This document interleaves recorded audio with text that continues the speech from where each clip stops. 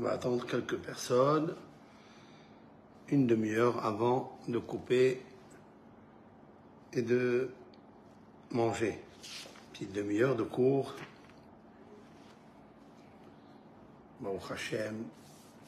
Nous allons traiter ce soir sur le passage. Il y a un passage que nos sages ont instauré dans la prière depuis Rosh Hashanah jusqu'à la fin de Kippour.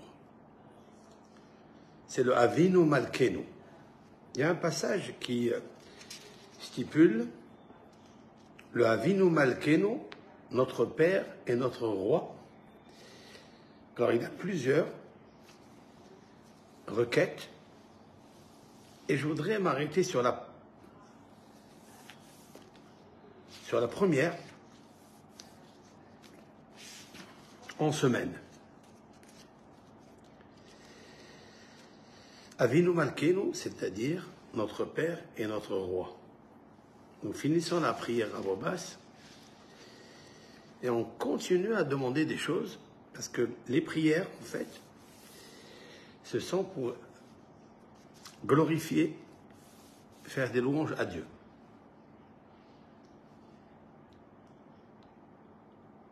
Et une fois qu'on a fini la prière de glorifier Dieu, on a compris, on a saisi qui est Dieu, nos sages ont continué à faire des demandes, des supplications avec ce qu'on appelle le Avinu Malkenu, notre Père et notre Roi. En lanu melech ela ata. Nous n'avons aucun Nous n'avons aucun roi. Là-bas, vous êtes avec moi. Nous n'avons aucun roi à part toi. Nous n'avons aucun roi à part toi.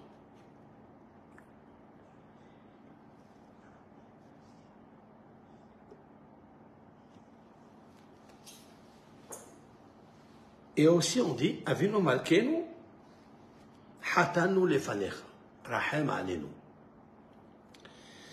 Notre Père, notre Roi, nous avons fauté devant toi, et pitié de nous. Avinu Malkenu ase imanu lema'an shemecha. Père et Roi, fais, pratique avec nous selon ton nom.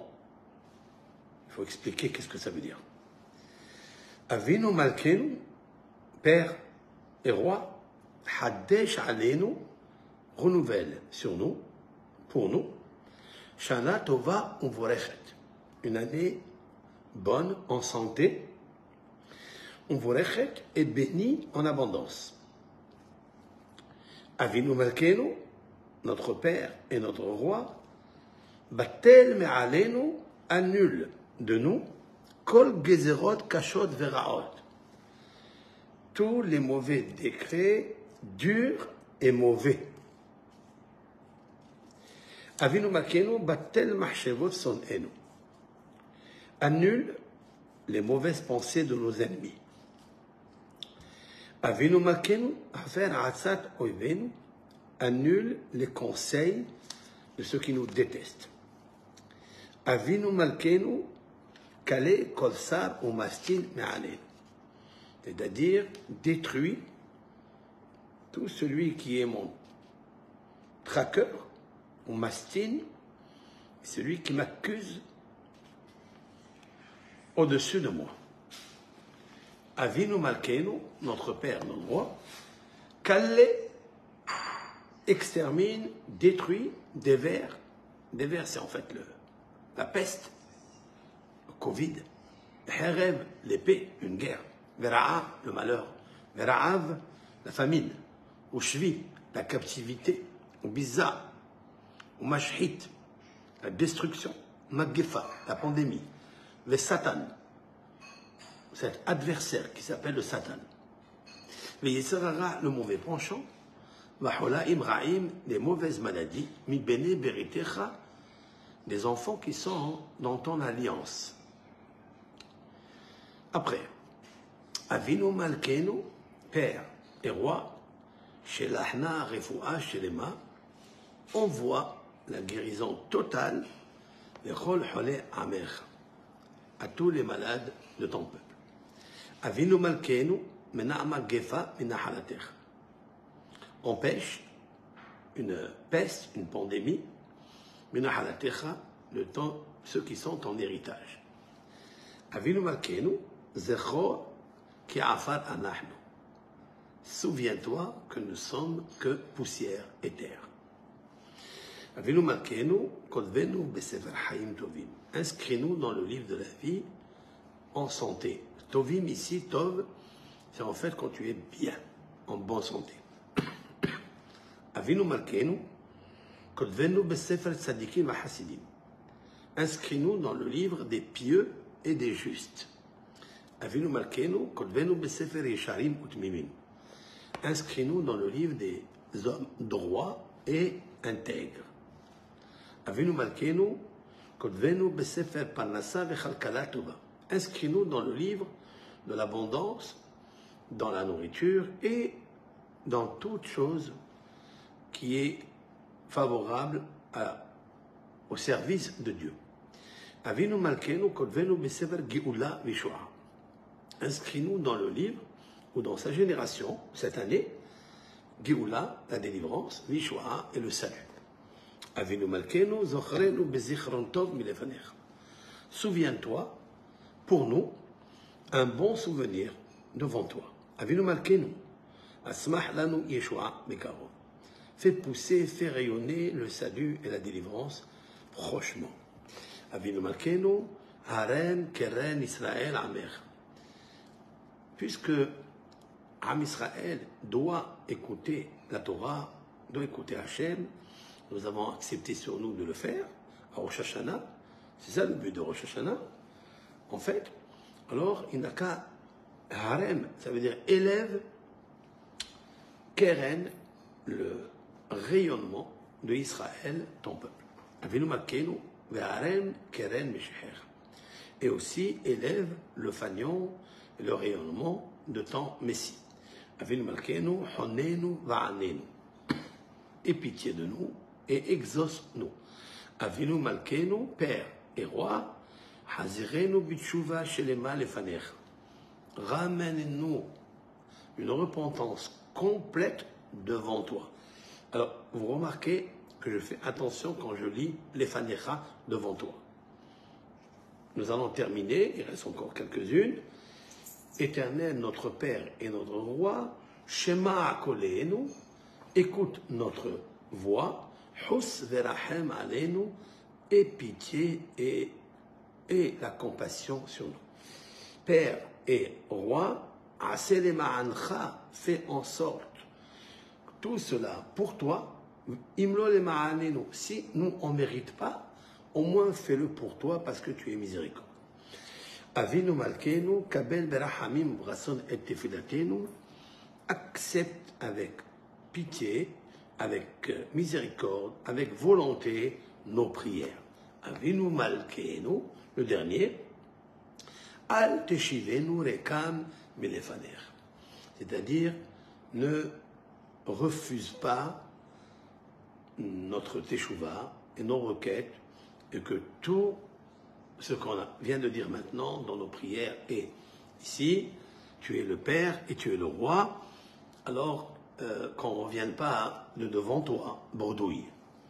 Voilà ce qui est dit ici, et c'est une obligation pour toute personne, qu'elle soit dans le minyan, c'est-à-dire qu'il y ait 10 personnes qui font la prière, ou qu'il y ait une seule personne chez lui, si elle n'a pas réussi à le faire avec la communauté, elle doit le faire après la prière à voix basse. Et ça, c'est important. Je voudrais savoir pourquoi nos sages ont institué cela, alors que dans la prière même, nous avons déjà demandé au Sefer Hayim Beracha Shalom. Dans le livre de la vie, Hachem met la vie, la bénédiction, la paix, l'abondance, le salut, la consolation, des bons décrets, qu'on soit inscrit devant toi. Devant toi, Anahnu, nous, Bechol Amecha Israël, et tout ton peuple Israël, et Haïm Tovim Shalom, pour une vie meilleure et bien sûr en spiritualité, ou le Shalom, et que toujours le mot Shalom revient à la fin parce qu'il est la conclusion en fait de tout.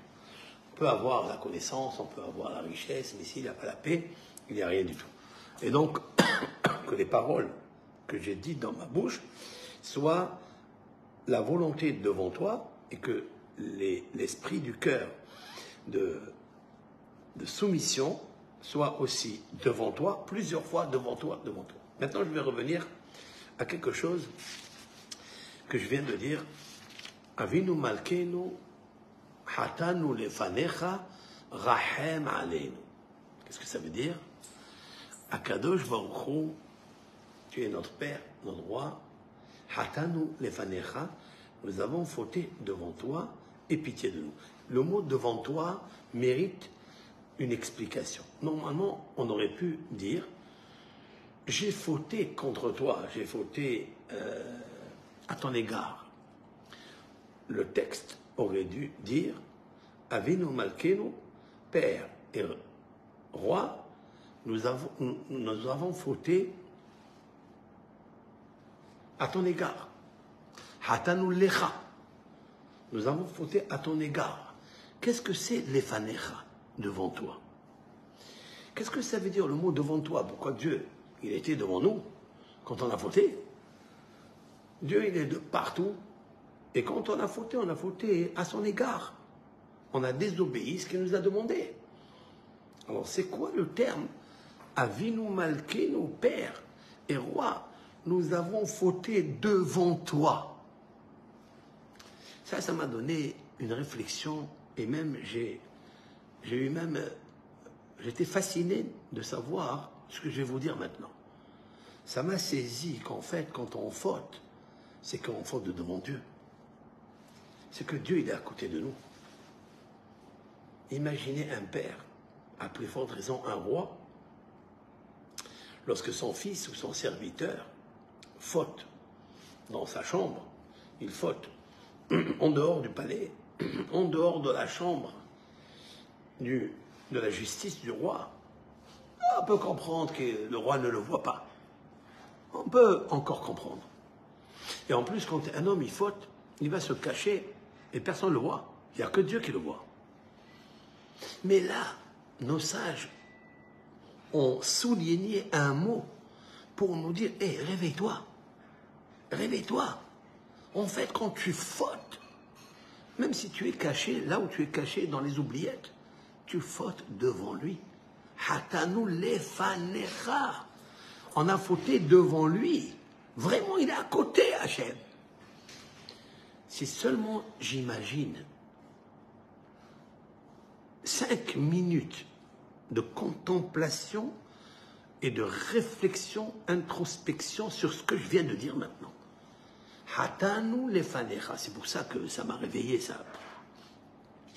Ça veut dire que celui qui pense, celui qui sait, celui qui croit que Dieu, il est à côté et qu'il gouverne le monde entier et qu'il est à côté de lui, quand il fait une mitzvah, quand il fait une bonne action, sache que quand tu donnes une tzedaka en cachette à un orphelin, à une veuve, à un pauvre, eh bien, il faut que tu saches que Dieu t'assiste. Il est à côté de toi. Tu vas la faire avec la joie. Tu vas la faire avec l'amour, avec la volonté 100%. Le contraire aussi, à l'inverse, quand tu sais que Dieu, il te regarde, il est à côté de toi. Nos sages ont voulu enlever cette idée arriérée, erronée, qui pense que l'homme, quand il faute, eh bien, il est tout seul et que personne ne le voit. Les hommes ne le voient pas. Mais Dieu, il le voit. Pas seulement qu'il le voit. Dieu est vivant. Et Dieu, il est à côté de toi quand tu fautes. Avinu Malkenu. Et ce qui me fascine dans cette parole, c'est que il est en même temps mon papa. Il est en même temps mon roi. Comment puis-je faire une action aussi désobéissante, aussi négligente, aussi stupide de faire la Havera devant lui? Avinu Malkenu, Hatanu Lefanecha. Et quand même, c'est la puissance de nos sages. ils ont compris que l'homme, même s'il faute devant Dieu, qui est son Père, où est l'honneur, qui est son roi, où est la crainte, et qu'il faute devant lui, quand même on ajoute Rahem Aleinu, et pitié de nous.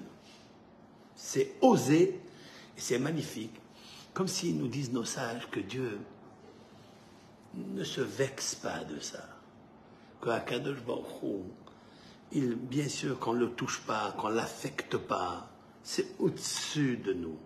C'est toute une énergie de bonté. Il est mon père, oui, c'est vrai qu'il est mon père, il est associé dans mon âme avec papa et maman. Le papa, il donne tout ce qui est blanc dans le corps humain. La maman, elle donne tout ce qui est sang, tout ce qui est rouge dans le corps humain. Et l'Éternel, il donne tout ce qui est transparent, translucide, énergétique, la neshama. Quand tu fautes, en fait, tu fautes avec ton âme. Et ton âme, c'est Dieu. Donc tu fautes devant lui avec ton âme. Et ça, c'est une idée à développer. À développer. Comment je peux faire une chose pareille? Devant Dieu, je faute. Pas je faute à son égard. Non. Ça, c'est une idée égarée, ça. C'est pas que je faute contre lui ou je désobéis à sa parole, peu importe où elle est écrite, dans la Torah ou dans les psaumes. Non. Je faute devant lui. Vous imaginez un fils, il faute devant son père qui est en même temps le roi, et il faute dans sa chambre à coucher. Vous comprenez ce qui se passe là? Eh bien, c'est ce que nos sages ont voulu faire émerger, faire refléter et nous faire sentir, nous faire toucher du doigt qu'en fait, Akadosh Baruch Hu, il est devant toi. Et c'est ça. Maintenant, c'est ce qu'il dit. Rahem aleinu, et pitié de nous. Et puis à la fin, le mot lefanecha, il revient à plusieurs reprises, mais dans différentes choses. Avinu malkenu zochrenu bzichron tov milefanecha. En fait, Akadosh Baruch Hu, il te voit et même il te donne la force pour fauter devant lui. Il est à côté de toi. Qui est l'homme qui peut fauter devant un autre homme? Qui? Tout le monde a honte de le faire. Comme a dit Rabban Yohanan ben Zakkai, je me rappelle toujours de cette anecdote du Talmud, ce célèbre rabbin qui était un des élèves de Hillel Azaken, comme le stipule le traité talmudique Souka 28a, que Hillel, le sage Hillel, le modeste Hillel, avait 80 élèves. Le plus grand, c'était Rabban Yohanan ben Zakkai, le maître de Rabbi Akiva, de Rabbi Hanan Mendoza, tous ces grands maîtres de Maxime de nos pères que l'on rencontre, ce sont des docteurs de la Mishnah il y a 2000 ans. Eh bien, il faut savoir que Rabban Yohanan ben Zakkai, avant de mourir, il était en train de faire l'examen de conscience, le bilan final devant lui. Il dit maintenant, voilà, il est épuisé, il est fatigué, il a vécu 120 années. Donc il était épuisé et avec toute la lucidité, il n'a pas eu Alzheimer. Il ne faut pas confondre avec les personnes comme nous, qui sont faibles. Rabban Yohanan ben Zakkai connaissait toute la Torah en long, en large, en profondeur, connaissait toutes les sciences. Rabban Yohanan ben Zakkai a connu la discussion qu'il y a entre deux arbres, qui discutent entre deux volatiles qui parlent entre eux. Il connaissait même le dialogue des démons. Il connaissait tout, comme la Gemara dit. Et c'était un grand, très grand sage. Et pourtant, avant de quitter ce monde et de savoir qu'il va prendre un rendez-vous très, très sérieux avec son Créateur, Rabban Yohanan ben Zakkai était assis en train de faire l'examen de conscience. Qu'est-ce qu'il a fait dans sa vie? Est-ce qu'il a fauté devant Dieu? Est-ce qu'il n'a pas peut-être vexé quelqu'un? Et voilà que les élèves rentrent le voir. Et quand il a vu, le Talmud dit, et quand il a vu ses élèves, il se mit à pleurer. Il se mit à pleurer, à pleurer, à pleurer comme un bébé.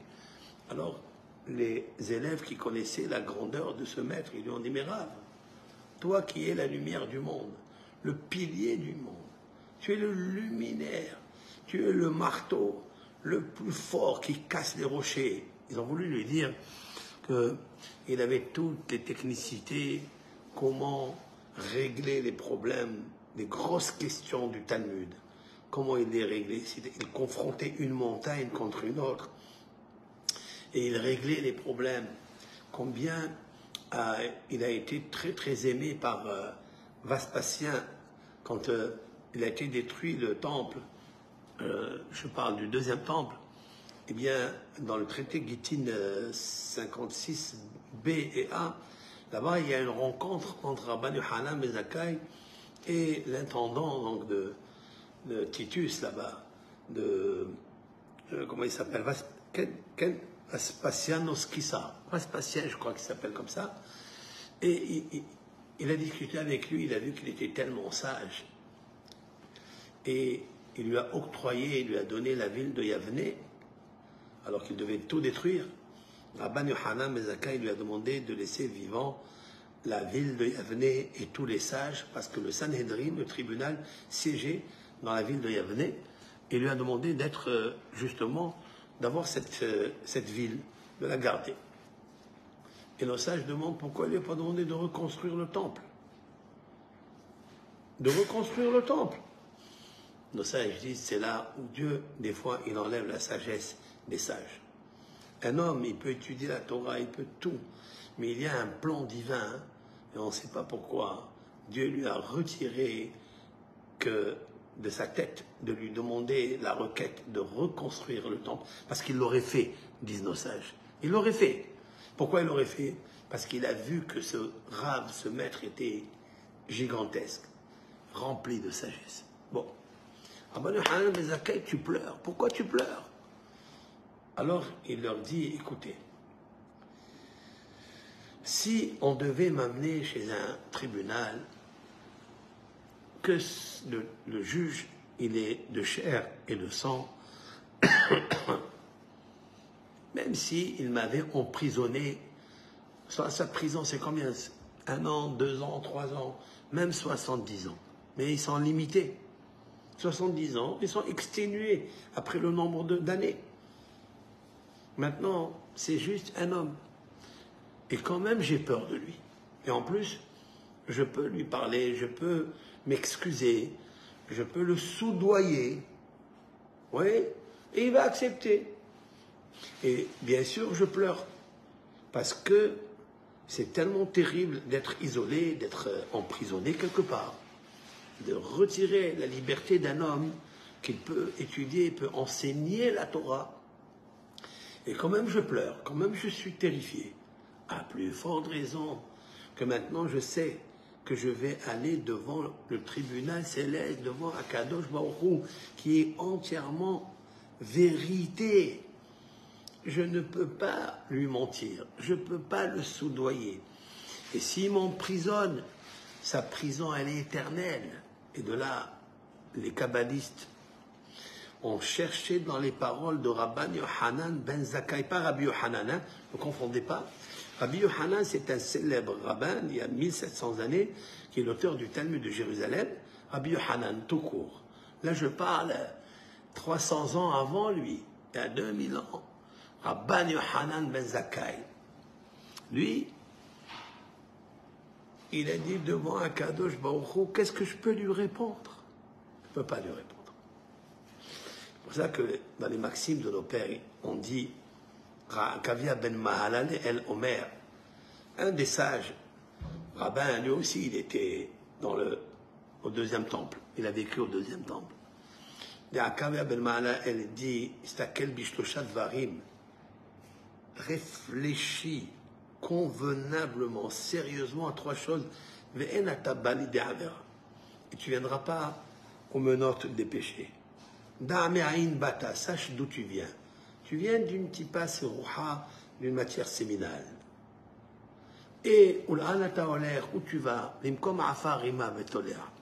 tu vas y aller dans la poussière. Ta dernière demeure, c'est la poussière. Tu es né de la terre, tu retournes à la terre, a dit le roi Salomon. Et en fait, la troisième, c'est devant qui, regardez les phrases que nos sages ont sorties de leur bouche. Vélifnemi, et devant qui vas-tu donner des comptes? Je reprends juste le texte avec lucidité. Avinu malkenu hatanu lefanecha. Père et roi, nous avons fauté devant toi. Le devant toi, il est dans ta vie et il est après ta vie. Nos sages disent que devant qui tu vas donner des comptes. C'est le même devant qui tu as fait les mitzvot ou devant qui tu as fait les péchés. C'est le même. Pourquoi? C'est ton âme en fait. Ton âme, elle est immense, elle est grandiose. Il faut profiter de cet arsenal, cette magie qu'il y a en nous. C'est l'âme, la réflexion. Comment un homme, normalement, il doit se délecter de connaître le langage des oiseaux, la musique, l'algèbre, l'astrologie, l'astronomie, les interprétations des rêves. Il doit connaître sur les plantes, il doit connaître sur tous les domaines dans la vie. Pourquoi? Parce que le guérisseur propriétaire unique Dieu, il connaît tout ça. Donc si il est devant toi, si Dieu il est en toi, donc il est devant toi, tu peux connaître tout ça. Et c'est ça que Rabban Yochanan ben Zakkai dit, comment je vais trembler devant lui? Vous ne voulez pas que je pleure? Et en plus, il leur dit quelque chose, je ne sais pas, il y a deux chemins devant moi, c'est-à-dire le paradis des âmes et l'enfer. Et je ne sais pas, regardez cet homme humble, cet homme tellement intelligent qu'il n'était jamais sûr de lui. Jamais il a dit, moi je suis un tzaddik, je suis sûr d'office, je vais avoir Gan Eden. Celui-là, il n'a jamais fait, après Kippour, il n'a jamais fait une séouda pour dire merci à quel gros tu m'as pardonné. On n'est pas sûr. On n'est pas sûr, chers amis. Donc, il est, n'est-ce pas, il convient de toujours s'auto-critiquer, s'auto-introspecter, s'auto-analyser. Il faut toujours rester dans l'humilité la plus totale et courber son cœur devant Hachem Ilbar. Demander que la miséricorde, Avinu Malkenu, Rahem Aleinu, aie pitié de nous. Nous avons fauté devant toi. Maintenant, souviens-toi de moi devant toi. Et la dernière était Avinu Malkenu, Al Teshivenu Rekam Milefanecha. Ne nous ramène pas bredouille. Ça veut dire exauce devant toi toutes les prières que nous avons citées. Lorsque c'est les élèves, ils lui ont dit, toi, Rav, tu es en train de penser peut-être que tu vas aller à l'enfer. Alors, il leur a dit oui. Il leur a dit oui. Pourquoi il leur a dit oui? Parce qu'il dit, regardez, quand ils lui ont demandé par la suite, toi maintenant tu vas monter dans le ciel, ta neshama elle est grande, bénis-nous, Rav, fais-nous une bracha, bénis-nous. Alors, il leur a dit, Yiratson, que la volonté de Hachem soit, Shiye Mora Basar Vadam, que la crainte de Akadosh Baruch Hu soit comme la crainte que nous avons vis-à-vis d'un être humain.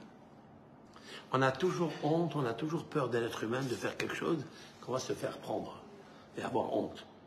Il leur a dit que Dieu fasse que vous ayez la crainte et la honte devant Dieu, comme vous avez devant l'homme. Ils leur ont dit c'est tout. Il leur a dit pourvu que ce soit comme ça. Pourquoi? Parce que l'homme, quand il veut fauter, il se cache et il faute pour ne pas que les hommes le voient. Il a honte des hommes. Mais quand il faute, Dieu, il le voit. Il sait qu'il est puissant. Où Dieu, il est puissant, où il est vivant, où il a tous les pouvoirs. Donc il te voit au moment où tu fais la faute. Et quand même tu l'as fait. Tu as peur de l'homme et tu n'as pas peur de Dieu. Et Rabban Yochanan, voici la bénédiction qu'il nous fait aujourd'hui. Avinu Malkenu Hatanu Lefanecha. Au moins que tu saches que quand tu as fauté, Dieu il t'a vu. Voilà. Dieu, il était à côté de toi. Sache-le ça.